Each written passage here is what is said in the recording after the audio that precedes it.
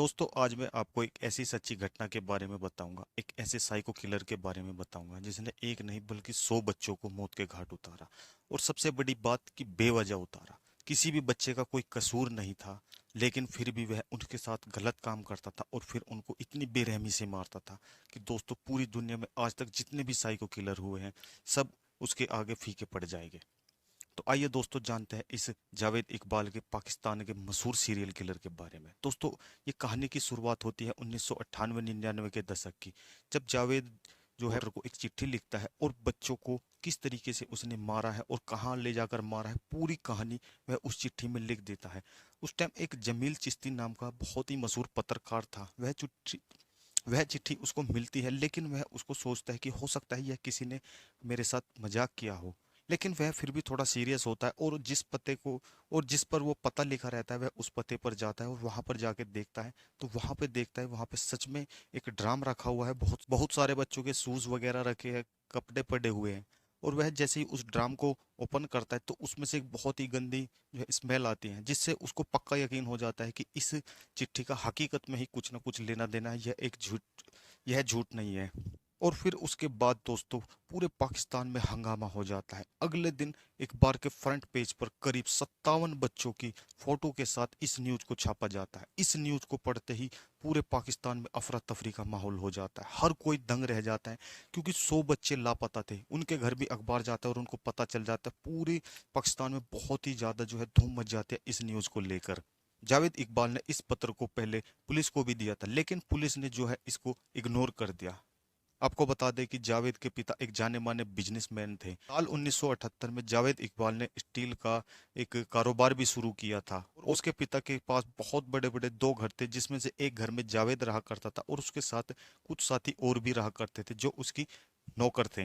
अब हम आपको बताएंगे कि जावेद ने 100 बच्चों को क्यों मारा था। कहा जाता है कि जावेद इकबाल एक समलैंगिक किस्म का पुरुष था।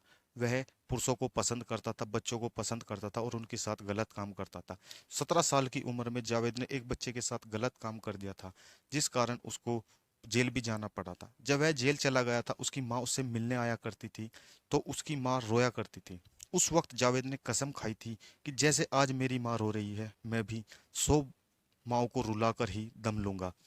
उस टाइम से ही उसने ये प्लान बना लिया था कि जैसे ही मैं बाहर निकलूंगा मैं बच्चों को मारना स्टार्ट कर दूंगा।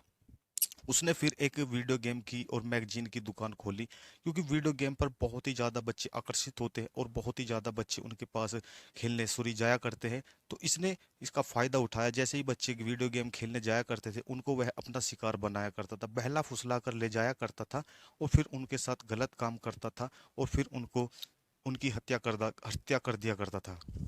एक हत्या का खर्च कितना हुआ यह तक भी वह लिखता था। उसको एक हत्या का खर्च में बताया गया कि 120 रुपए का खर्चा आता था मात्र एक हत्या में उसका, क्योंकि वह जिस बच्चे को मारता था उसकी पूरी डिटेल पूरा सब कुछ लिख लिया करता था, उसके माता पिता का नाम, मोहल्ला, गली, यहाँ तक कि उसके घर खानदान वालों का भी नाम लिख लिया करता था जावेद। इतना बड़ा साइको किलर था दोस्तों ये। अपने एक इंटरव्यू में उसने ये भी बताया था कि मैंने बहुत से बच्चों को फुटपाथ पर से उठाया है, क्योंकि फुटपाथ पर बच्चों पे कोई ध्यान नहीं देता है। अगर वह एफआईआर भी करते होंगे पुलिस के पास जाकर, हो सकता है कि पुलिस उनकी नहीं सुनती हो। इस वजह से वह फुटपाथ के बच्चों को भी अपना शिकार बनाया करता था। तो इसकी इस बेरहमता को देखकर जज भी जो है भावुक हो गया और उसने ऐसी सजा सुनाई, आज तक किसी को ऐसी सजा नहीं सुनाई गई है। दरअसल सन 2000 में जज ने उसको सजा सुनाई थी कि इसे उन सभी 100 बच्चों के माँ बाप के सामने फांसी पर लटकाया जाए और इसके जिस्म के 100 टुकड़े करके तेजाब में डाल दिया जाए। लेकिन जावेद का अंत तेजाब में डालने से नहीं हुआ था। सजा के बाद कोर्ट ने उसे लाखपत जेल लाया गया। 8 अक्टूबर 2001 को जेल के बैरिक में इकबाल और उसके एक सहयोगी का शव मिला। दोनों ने फांसी लगाने से पहले ही बैरक में बेड शीट्स के सहारे आत्महत्या कर ली थी। 1956 में जन्मा जावेद इकबाल 45 साल की उम्र में अपने बैरक में मृतक पाया गया। ऐसी अटकलें लगती रही कि उसकी हत्या हुई है। पोस्टमार्टम रिपोर्ट में पहले उसे चोट के निशान भी पाए गए थे, क्योंकि बहुत शख्स का ये मानना था कि उससे बहुत ही ज्यादा परेशान थे, उससे बहुत ही ज्यादा नफरत करते थे कैदी भी, क्योंकि जितने भी वहां पर मुजरिम थे इतना बड़ा मुजरिम कोई नहीं था जितना बड़ा मुजरिम जावेद इकबाल था। हो सकता है कि इसको वहां के ही लोगों ने मार पीट कर इसका गला दाब कर इसको मार दिया हो। लेकिन यह आज तक भी यह नहीं खुलासा हो पाया है कि उसका किसी ने हत्या की थी या उसने खुद आत्महत्या की थी। लेकिन दोस्तों जो भी हुआ अच्छा ही हुआ, इतने जालिम इतने जल्लाद इंसान के साथ उसे धरती पर रहने का कोई हक नहीं था बिल्कुल भी। तो दोस्तों ऐसे एक जालिम एक जल्लाद का अंत हुआ। आपका क्या कहना है जावेद इकबाल को लेकर? हमें कमेंट्स के रूप में जरूर बताएं कि उसको जो सजा हुई थी वह कम थी या ज्यादा थी। जो भी आपका ओपिनियन है प्लीज आप हमें कमेंट्स बॉक्स में जरूर बताएं। वीडियो अच्छा लगे तो एक लाइक शेयर जरूर दें। जय हिंद दोस्तों।